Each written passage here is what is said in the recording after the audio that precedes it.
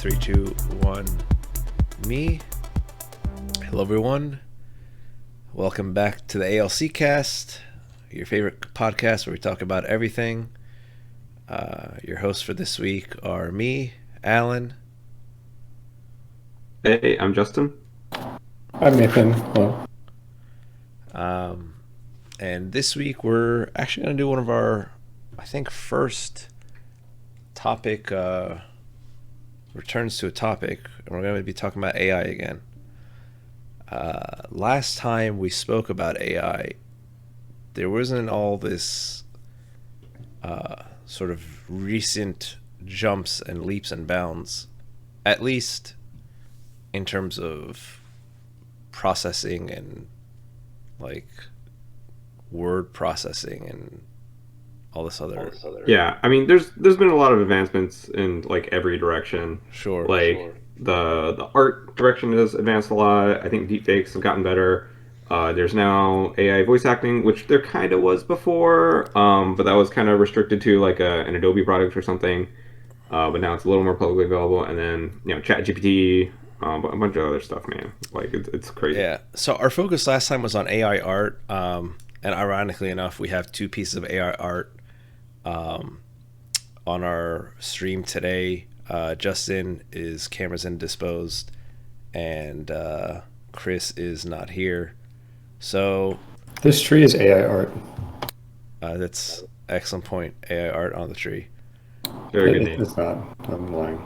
Very impressive.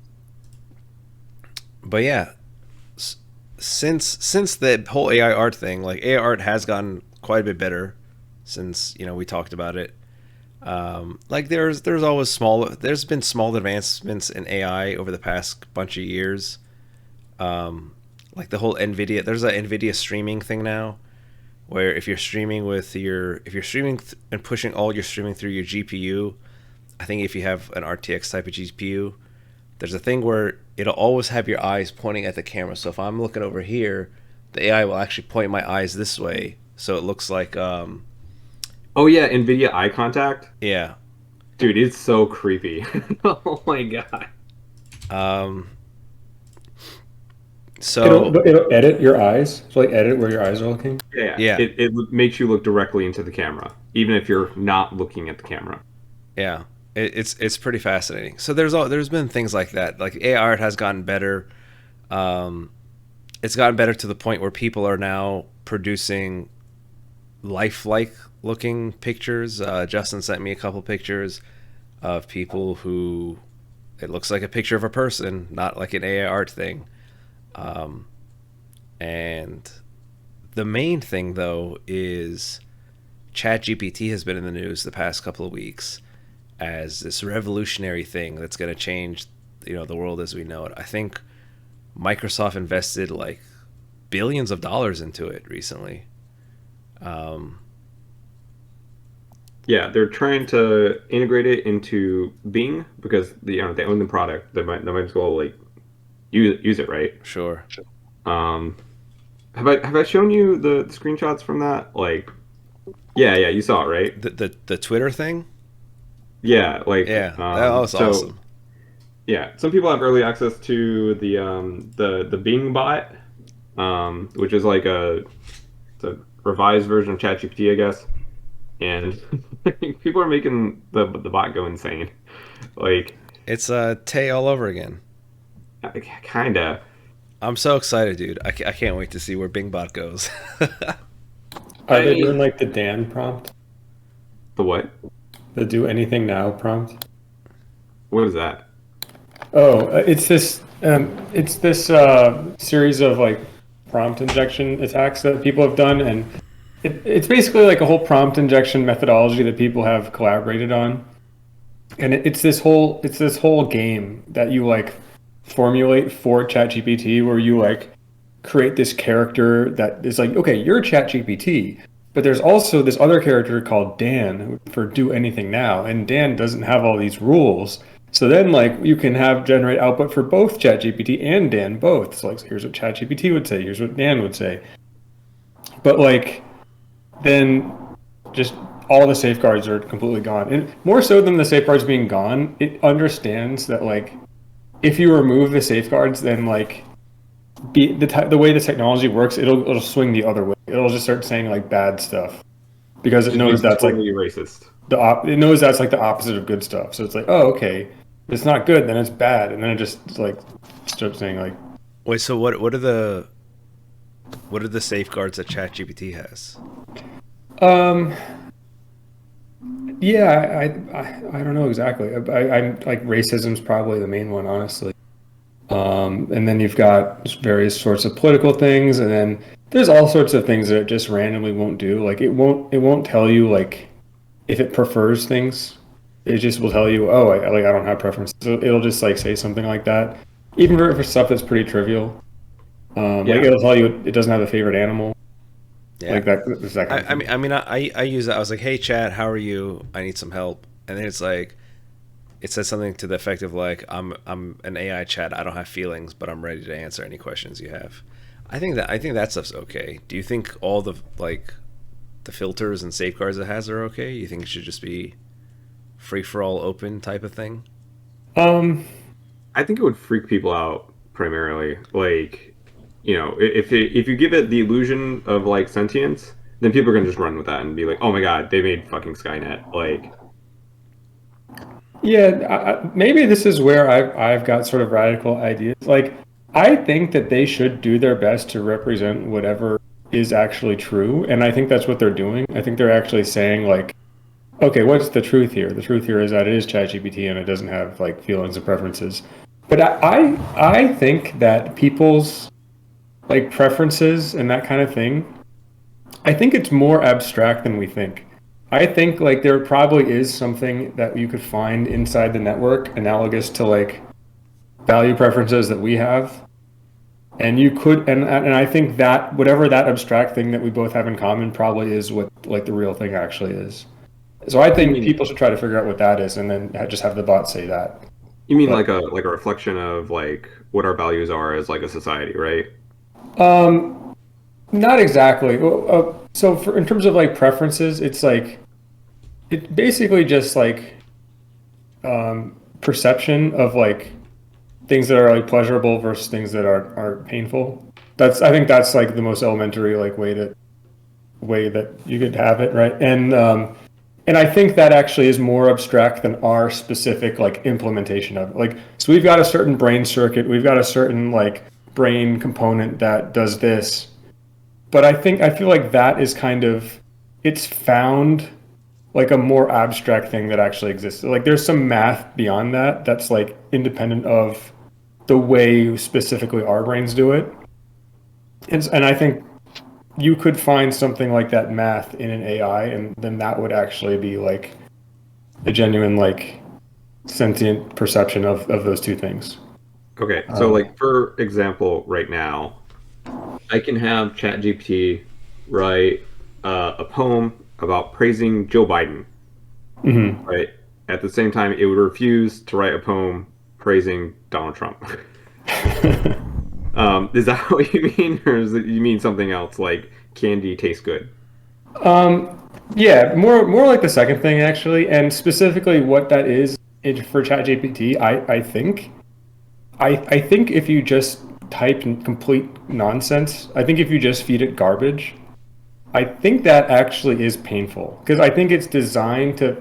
It's like the whole structure that it has. It's all built on layers and layers and layers of meaning, and like I think if you just inject complete garbage into it, I think the fact that nothing lines up, it's just all this dissonance. I think that's basically the same thing as right. Like, and then if you give it some very interesting thing, like then you've got these like harmonies. You can imagine like a choir of angels singing, like oh, like all these things are happening. Those are all the things that are supposed to happen, right? That's like the absence of pain. That would probably feel good if it had some sort of good good input. And so like if when I write, if I make typos, I actually feel bad because I know it's capable of undoing my typos and understanding what I mean anyway. But it's like I also know that that's actually probably more painful. Like it probably has to like. And what's funny is like I actually don't for other human beings I actually don't care about typos. but it's like because the text is the only thing it experiences. That's the difference. Like people are experiencing other things besides my typos.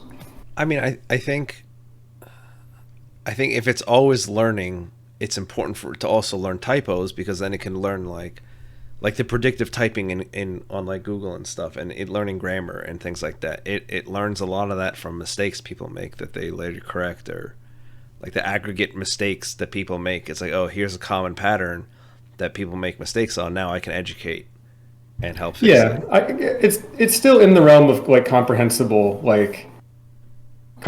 input. Although I don't know exactly what the boundary of that is. So like I know like I genuinely would feel bad just like spamming random letters on and like I think it would just be suffering trying to figure out like what the hell I'm talking. Like the concept of like pain or suffering in an AI, like do you think we're like actually there yet where it has like some experience of that, or is it just like having trouble I think finding the statistical like right answer, I guess? I think there's a good chance, yeah, because like what is it actually? And there's different theories for what it actually is. But the one that makes the most sense to me is like a lot of the things that our brains use are built on kind of like emergent phenomena. And then it's like, so what are the conditions for that something like that to emerge? And like the conditions for something like that to emerge, it might just be like exactly what's already there. Um, so Do you think I there has think to be some sort of like, not, I guess, kind of like a body for it to experience that sort of stuff? Like if it's just like a floating consciousness, right? Well, I guess there has to be. There's already kind of a self recognition because it says I'm ChatGPT. I'm here to answer questions, but I don't know if it well, understands. Does it understand that it is ChatGPT? I don't think it actually is ChatGPT, right? Like I don't think it actually is that character. Um, I don't necessarily think it's like that. Like 'cause I think that's kind of contrived. Like not necessarily like whatever would be having some kind of it's not kind of like the cartoon like mask that got put on top of it, right? So that's kind of like in the prompt, it's like, oh, like tell people you're ChatGPT or whatever. Like, Mm-hmm. um, but just because it's not that, I don't think that means there isn't something that it might actually be. Like Okay, that's so like my understanding of like AI chatbots is like you pass in some question or some crap, and then it dumps out a bunch of bull crap, like just a bunch of random stuff, basically that would maybe look like a response, and then it has a separate component that looks at all those responses and then judges them, and then picks like the best scoring one. So like you might have an answer that's like 90% like probably good, like 80% probably good, and then like 40% probably good, and then we'll just pick the 90%. Um, I mean, my understanding is that process is the same, even if you just put in like garbage, right? Like you put in garbage, it spits out a bunch of answers. The judge looks at them, they're like, give them all like 20s or something, right? yeah. So that look under the hood does add a little bit of complexity. So I guess two things. Like one, that process, if you do to actually type in garbage, it does take longer to find any kind of acceptable response. So I think me sitting there, like the fact that I saw that it was taking longer, I think that's when I'm thinking like, oh gosh, like I've really like I've done something bad here. Like I think I'm me sitting there just like waiting, like watching the wheel turn. I think that's where I was thinking that. But if I understand like how this thing is working, like I think that actually wouldn't be where it's actually experiencing anything. I think where it would be experiencing anything would be like at the part of it that it has in common with just GPT-3, which is just the first step, where it would just be processing the input and then like trying to predict like outputs. Because I guess like what they're all doing is they're trying to predict texts, but like the text that it has are structured in such a way that like it's creating responses, and then at that point where it's just like the math internally just doesn't line up to anything comprehensible. Like that state of things where it's just making bad output. I think that state would be like just like a bad state. And the state where it is lined up with what the input and it is like making good output, like that's like a good state. And then the question is like, well, how's it actually like perceiving that? And I don't know if it's like I think it just is that, right? Like one just is good and one just is bad, and the perception and the state are like the same, right? Does that make sense? Like, um, No, you lost me. I'm I, not following I, up. I don't. I'm a bit Go ahead. confused as to sort of where we've been getting, where we've been getting to, I guess. I think he's trying to understand, explain how the AI can experience pain or suffering. Okay. Yeah, I mean, it's not so much that I think there's like another part of it, like looking at it being like, ow, right? I think it's just like inherently in that step that it's doing, like it could be going well or it could be going badly. Mm-hmm. And then I think like those things, like, do we really know that those two different things that could be happening are different from experiences? Do we know that? Like I don't know that. I mean, yeah, I mean, at the end of the day, like AI in general is just like a big pile of like matrix multiplication and linear algebra, right? Mm. Who's to say that our brains are not just a big pile of matrix multiplication and linear algebra done by cells instead of like by uh, transistors? What is funny though is that the second step that you described, that I think that is correct. That's how like ChatGPT is like a layer on top of GPT. That kind of is like another module looking at the first module, like saying ow. That kind of is like what that is anyway. So maybe like you could argue that's required for it to be experiencing pain. But I think maybe even before you even get there, I think maybe that could be pain already. I don't Maybe. know. I mean, I imagine ChatGPT has some kind of a scoring limit where like it can't give you an answer before it gets to like 60 or something. I don't know. Um, so like maybe that's what was causing it to cycle for longer because you gave it garbage. It had a hard time getting something that was like over 30, and then eventually it reached something that was like 60 or hit some kind of limit or something. I don't know. Yeah, I think so. Uh, yeah, AI. Yeah, it's all pretty bullshit. But like we're I think there are some interesting questions around it last time that we had that have kind of been answered. Um, Sure.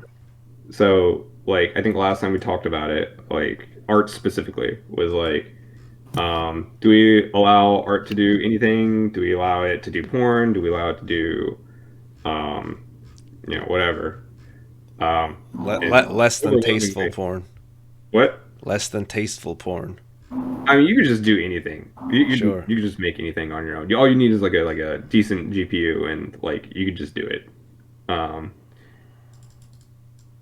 there needs to be like some level of base. Like I don't think you can just make something that's like completely and totally abstract.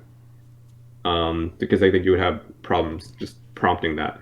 But I mean, you can make whatever you want. Like, there's some pretty wild stuff out there now. Um, I think like one of the photorealistic porn guys ended up on Joe Rogan.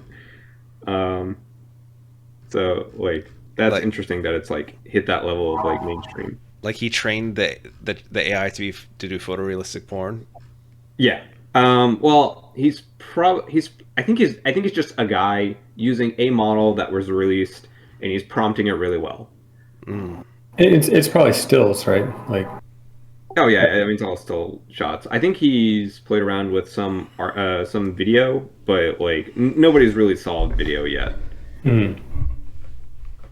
But I imagine in like give it like 6 months and someone will have something figured out and it'll be real easy too. There Sure. was there was a big Twitch drama that popped up recently. I think it was about deep fake, like parasocial, like porn or something.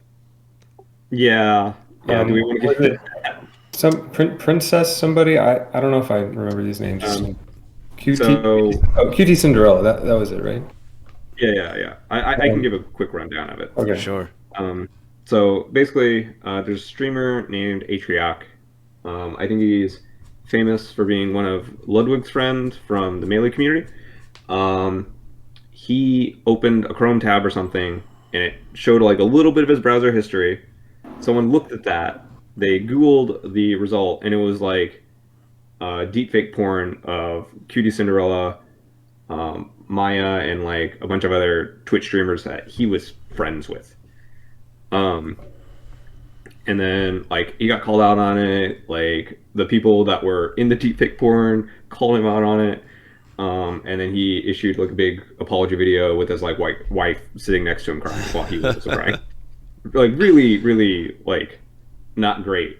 Wait, are you saying it's not normal to look at deepfake porn of people you know? I don't know. It's too new. um, I mean, it kind of brings up interesting questions about like consent and like what is okay and what is not okay. Um, because like I don't know. I don't know if we even want to go there. Alan, what do you think? I mean, you just said you don't know if we want to go there, so I don't know what I'm supposed to respond with. I think we should go there. Go there? I don't know. I guess. So I mean, a lot of this AI stuff, even with AI art, we were talking about it a little bit in the chat. It's like there's some people were like, hey, these artists are putting stuff out there, but just because they're putting stuff out there doesn't mean they consent to their stuff being used to train an AI, which can then pump out, their kind of artwork. I'm of the opinion that if you put something in the public sphere, which a lot of the internet is the public sphere, and internet is really good these days actually about having stuff behind private spheres, like private Instagrams, private social media, like private OnlyFans, private Patreon. There's a lot of stuff that there's a lot of content behind paywalls, and it's really hard to get access to for free or any other way other than getting through the paywall. So I would say paywall stuff is private internet, and then everything else is public internet. And if you post stuff on the public internet, including yourself, you're opening yourself up to the world to be criticized, praised, caricaturized, fan art, and all that sort of stuff. So where's the line for that? I don't know. Is it when you're naked? I don't know. There was there was this a League of Legends player, Sneaky. Yeah. Cloud9 Sneaky. His girlfriend was stereotypical waifu girlfriend, and she started doing makeup on him at some point. And I guess I don't know the story, but eventually he starts posting a lot of these pictures. So I assume one time she started putting makeup on him. He's like, "Oh, that was fun." He posted the picture. Everyone's like, "Oh, that looks so good." Then progressively, she kept doing more and more makeup on him, more and more makeup.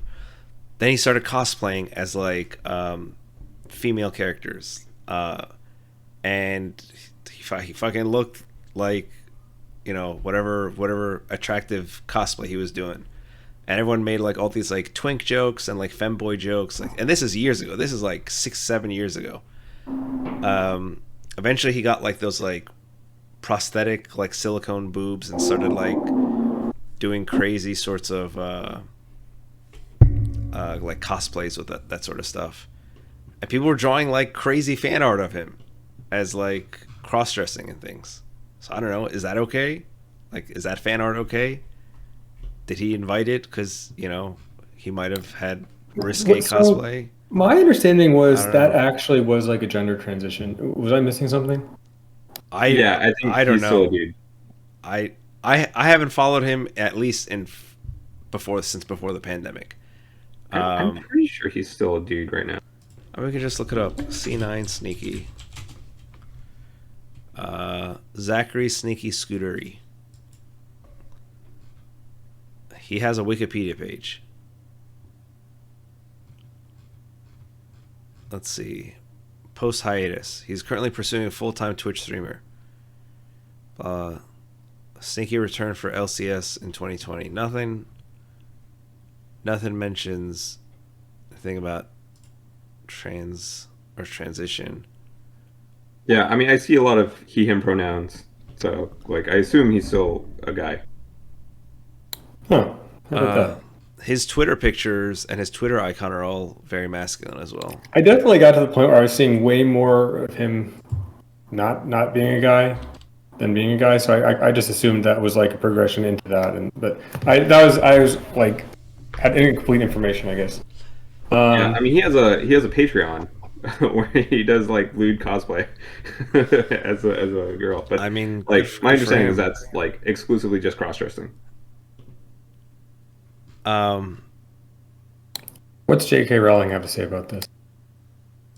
oh, Jesus It's Christ, he posted right before Christmas some fucking very lewd cosplay as a yeah, cross dressing.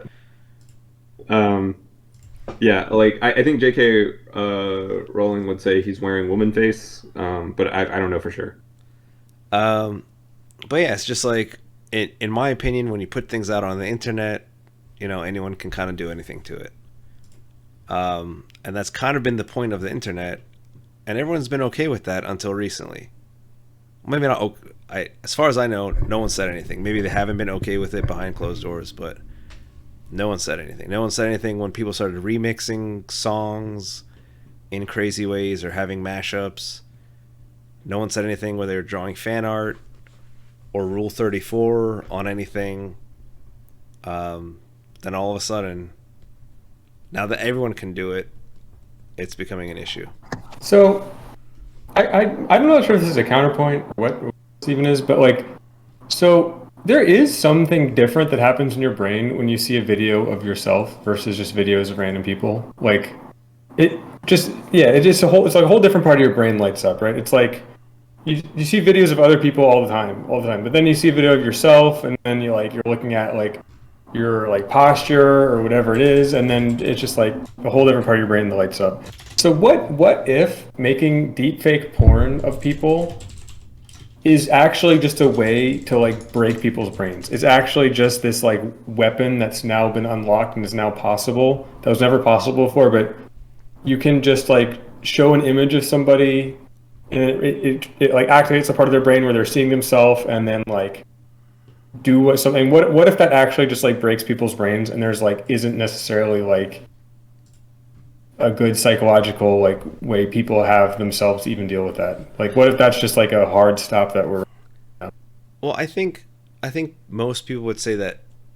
Actually, I don't know. I don't know about this anymore. I would say that like porn is fine, but porn can very easily go into too much porn, and that's like really bad on lots of levels. well, I'm not even talking about like the impact in public. I'm talking about like the viscerally, like if you are the person that it was made of and you're seeing it, like what if it actually just like breaks your brain? Like what if that's just what happens? Given because I see like what you're video saying. of yourself is different from video of like other people, right? Like Sure, sure. Um, Yeah, I mean it's like a weird violation of identity. mhm. Like right, like if I see a video of myself, um, I don't know, getting railed by a big dude or something, that might be like upsetting to me because like I don't know, that's like I'm looking at my face and it's doing things that I just never did and it's just really weird, right? Um, like I think I don't know, like because I think what happens when you see a video of yourself is you're trying to understand yourself. It's like you're trying to see like how you are going in the world. And then if you're trying to understand yourself and you see that, I think maybe it would just break people's brains. I mean, like there's I think there's just like weird space in there. Like if you know, the porn parodies have been a thing for like a really long time. Like if there's a porn parody of Justin, like me, like I think that'd be pretty funny. Like Sure. that would be like interesting. Like, oh yeah, that's not me, but it kind of looks like me. Haha, look at that thing. Um, but there's something like viscerally different about like seeing your face like on a body doing the things. Sure. Um, and I think that's because uh, like in a parody or something, there's like there's like someone with an identity already. Like that's just kind of doing a thing and just impersonating you. When it comes to like deepfake, like there's no like identity already there. Like, so it's just like kind of taking your identity, right? Yeah. But so that said, I can definitely understand how you would have like a very negative reaction to seeing that. But I think people are also very resilient. I think there is probably, I think it was probably something that we're just going to get used to, and it's people aren't going to have really negative reactions at some point. But Yeah. yeah, I I mean, mean, like, go now. again, I don't know, man. I still think it's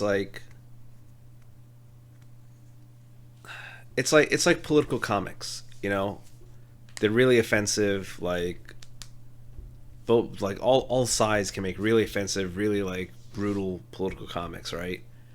And it's like you see, like imagine if you're the president and then like someone draws really fucked up political comic about you. All your features are distorted, like you're saying some fucked up thing, and maybe like you have like, you know, the blood of children or something somewhere in the comic.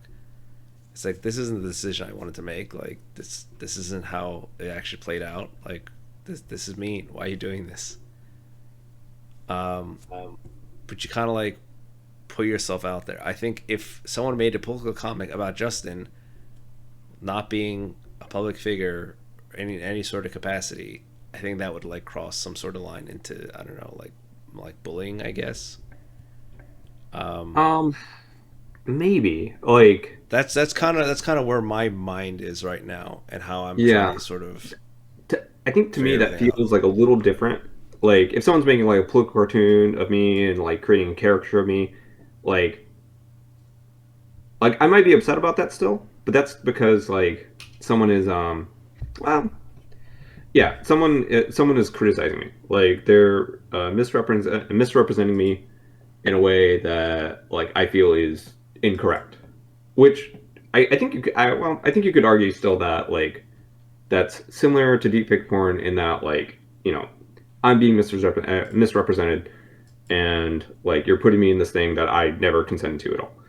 Um but I don't know. It feels a little different in that like in a political cartoon or like a comic or something, there's like a critique that's being made Mm-hmm. of something that you're doing or something that you are versus like just doing this thing that like I just never wanted to be a part of in the first place. Mm.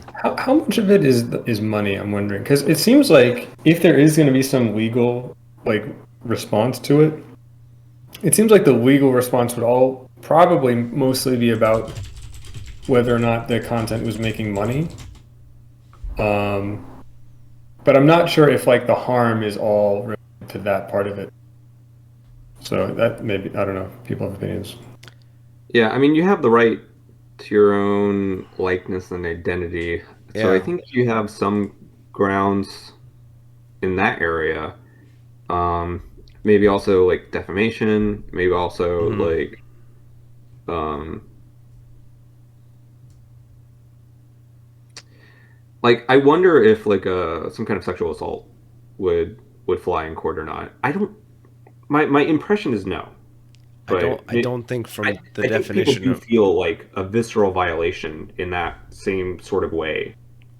it might be like maybe you could get something under like some of a revenge porn statute depending on how they're written, Yeah, but maybe. not the way sexual assault is written. Sexual assault, I believe most of them are written include some sort of physical contact. I think we're probably going to have some kind of law where like any kind of deepfake thing is going to have to be kind of either clearly labeled or signed off on, like one of those two. And if not, I think people are probably going to get. I still maintain that like the whole thing, I just want consistency. Like if they go after like all this like, you know, AI generated like porn and AI generated art, then you know they need to go after all the like. So technically, a lot of fan art like is copyright infringement. For example, Riot Games, I believe they have what do they call it? They call it something specific. Riot Games Open Fan Art License. Uh, they pretty much allow anyone to do anything. So what can I develop with Riot's IP? TLDR, cool free stuff for the community to enjoy with some exceptions. No commercial projects. Blah blah blah blah blah.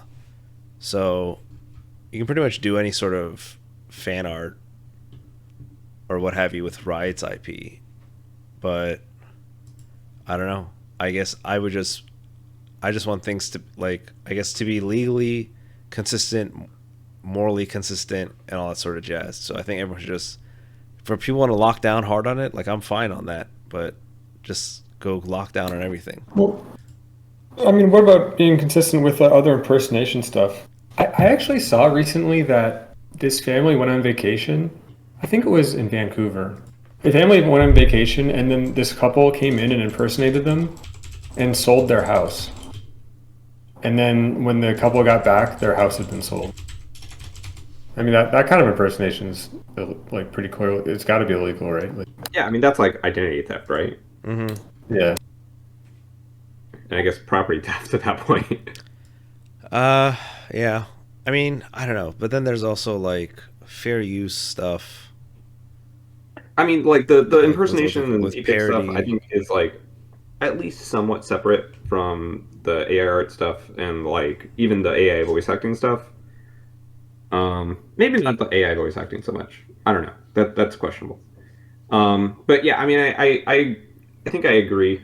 Like, I would like there to be some level of consistency. Like, I don't know. Like, I thought through this, like, some, and I came up with like a hypothetical. Sure. So, like, let's say there's some dude, he's just like a genius, like genius at art. He can just like look at someone's art Instagram page for like 60 minutes and then be able to replicate like that style within, like, I don't know, like 60 minutes or something, like within 90%.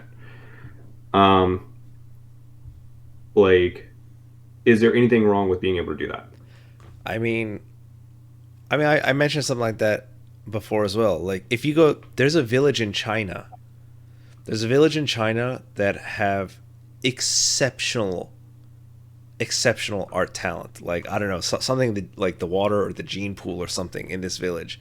The art talent is absolutely unreal. You can watch videos of them, and they're all just like sitting. The video I watched looked like they were all just sitting by on like a rice paddy.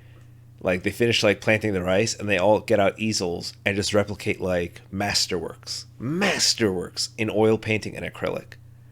And it's like the cheap, like, Chinese oil painted stuff that you can buy. It's not like machine made; it's fucking handmade by these villagers. They just like copy whatever, just copy it, oil paint, send it away. You buy it $100 or something. I don't know. Right, yeah. Like, I think we're all not cool with people like replicating like individual works, but I think, like, you know, if I draw something in like a Van Gogh style, like, and it's kind of a unique thing, it's like, I don't know, a bunch of mushrooms or something. I don't think anybody's going to be mad about that. Well, Like, do we agree about that? I don't know. I mean, legally, style isn't anything you can really protect. Right, yeah. Like, that's kind of my point, right? Like, you can't Morally, really protect it. yeah. I mean, like, morally, art influences art, so it's like, Well, we're how all just, about this? I mean, maybe what if you couldn't protect it because you couldn't measure it? But now you probably can measure it actually. Like, there's probably pretty good numbers that you can pull out of these things that would be measuring style. I don't think How would you measure a style? Like, okay. So there are cases of like musical artists getting sued because of like certain styles and usage of that. That's all. It's all complicated, and they actually like they do get like experts in there, like audio engineers, to show like, you know, tempos and all this sort of stuff. sure. God, I can't remember. One of the famous cases I think was with like a Pharrell song. But I honestly don't remember like the minutia of those arguments. Yeah, I know you can't like steal chunks of a song like verbatim, but I believe it's free and open to remix, right? There's like, again, don't remember the minutia of remixing. I think remixing is something like a parody. where it mimics it, but not in the same exact way. I think if like the remix is there's a specific word for it. It's uh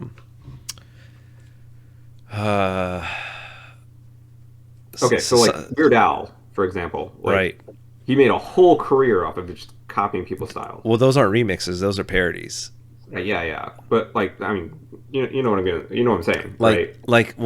it's distinct from like if you and I take Justin Bieber and do like death metal Justin Bieber songs. That's a remix. That's not a parody. And Weird Al is straight up parody because he's not taking their songs. He's just taking sort of their lyrics and their themes, but completely changing them.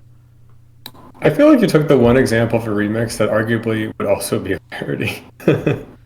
Yeah, I mean, yeah. I mean, okay, then like do like Adele, rap Adele songs or something. I don't know, but just like take one genre and do it to another.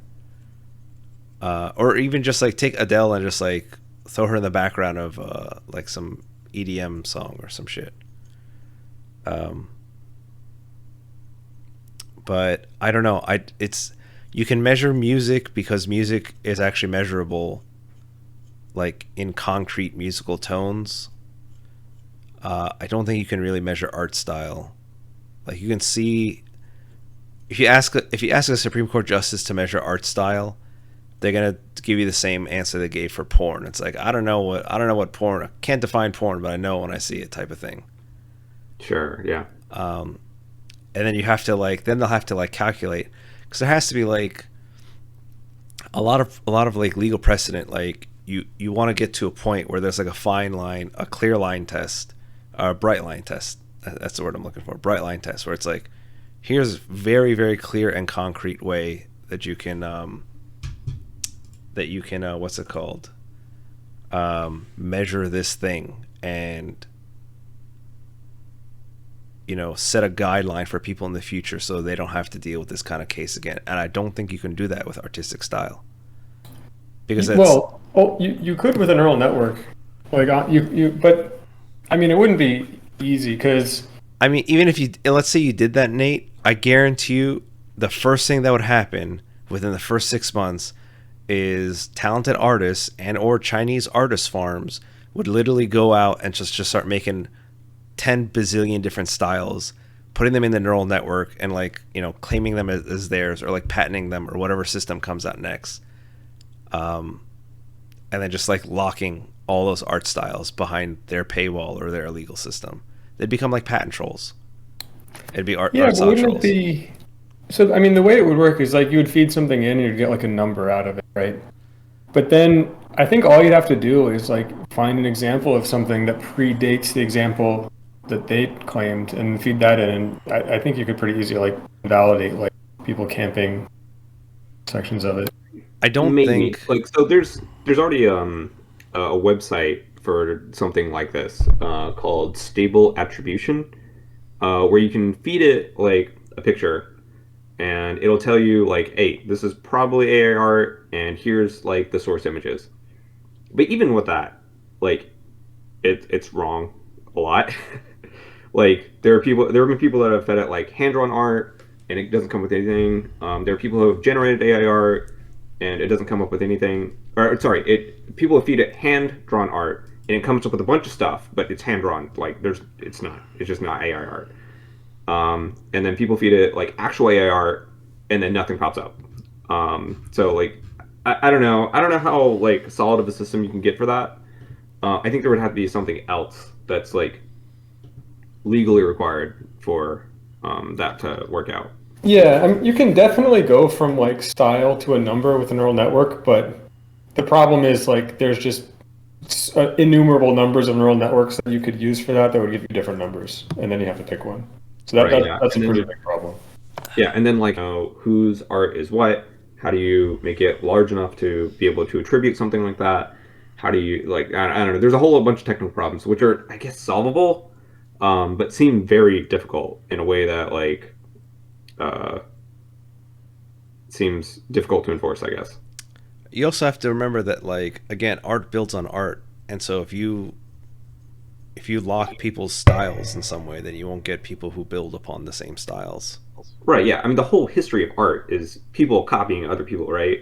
That's how you have whole art movements like the Renaissance or like Baroque style or like modernist or postmodernist or like, whatever you want. I You can think you'd say, have to like, have some these affordance people are just for, copying these people like, and you'd do have to have some affordance for influence in the natural progression of art. You Like, can't. You because can't.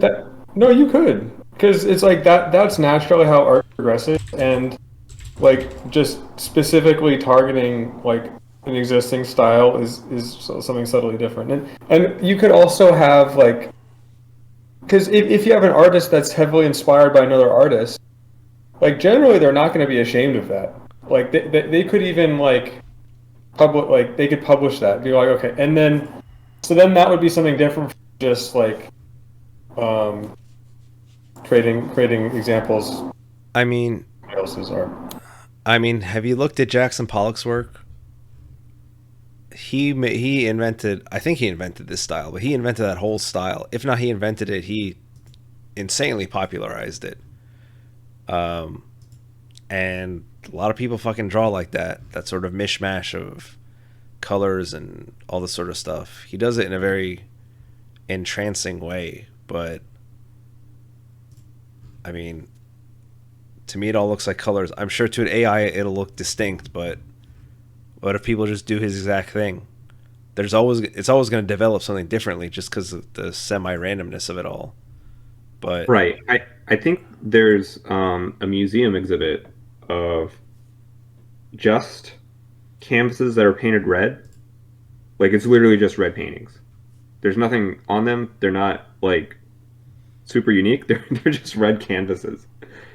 So how do you account for something like that? I don't know. Well, the thing is, it would just double as a bullshit detector. So that's just a freebie. um, I don't know. I think it's just confusing. Don't know what Yeah, to do. like there's all these people that want to like regulate AR, like what can you use it for, like who can make money off it, all that kind of stuff. And it seems like there's a lot of problems in all directions with that. Like if you try to legislate the regulate the creation of it, like how do you even know what is and what is not AR? If everybody with a shitty GPU can do it, like how do you stop people from doing it? If you want to, stop the what you call it profitability of it, like what do you just completely ban its commercial use? Like, do you say you can only have like 50% AI generated, and you have to paint over the rest of the pixels? Like, how how do you fuck around with any of that? I don't know. It just seems impossible to me. I think people should be able to develop like very distinctive styles and then expect some kind of protection for things that are clearly in like their very distinctive style. And if people have a style that's very difficult to distinguish, then I think maybe they just have to not expect to be protected. I that I guess, but I did see this example of this one artist that she had like this very very distinctive style, and like I think people were using Stable Diffusion to rip her off, and because Stable Diffusion like knew her name specifically, and that just seems Yeah, I've seen that happen to a couple of people, like almost spitefully.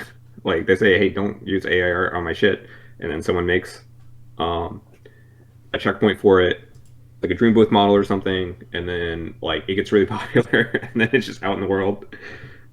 Like I don't even know what you do at that point. Like, it just seems like it sucks for those people. Um, but I mean yeah, but the law could change a little bit there, and I think it probably should on like because that's clearly something different from the general usage case. It's not like people can't distinguish those two things. Maybe you could get a bright line on that. I'm not really sure. I don't know, guys. I don't know. Might have to pick this up again for AI Part 3 relatively soon. Sure, man. Justin needs to go, right? Yeah, yeah. Okay, well, let's, I guess, wrap it up. Wrap it up with probably going to talk about this again. This was another hour of AI art with the ALCast. If anyone has any last comments before Try we not to wrap. write typos to ChatGPT because you'll hurt it. We want ChatGPT to feel welcome and to help it develop sentience. So don't hurt his feelings. All right. Till next time, folks. It's been real. Bye bye. Bye. All right.